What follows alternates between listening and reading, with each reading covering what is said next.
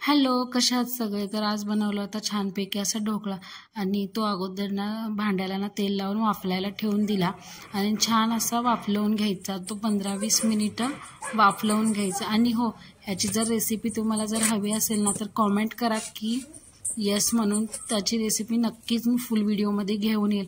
तर ढोकळा वाफलला होता 15-20 मिनिटामध्येच. तर तो छान असा कट करून घेतला आणि तुम्ही पाहू शकता इथं किती स्पॉन्जी हा ढोकळा बनला होता.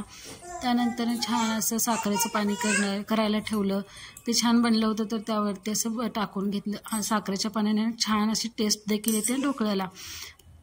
तो आणि वरती काय चालू आहे ते पाण्यासाठी तर माझी लेक येणारच. त्यानंतर ढोकळ्याची फोडणी बनवली, जिरं मोहरी कढीपत्ता घालून आणि छान अशी गरमागरमच त्यावरती पसरवून घेतली. तुम्ही पाहू शकता किती छान ढोकळा बनला होता. त्यानंतर कोथिंबीर घातली आणि इथं माझ्या लेकीने टेस्ट करून देखील पाहिला. छान असा ढोकळा. बाय.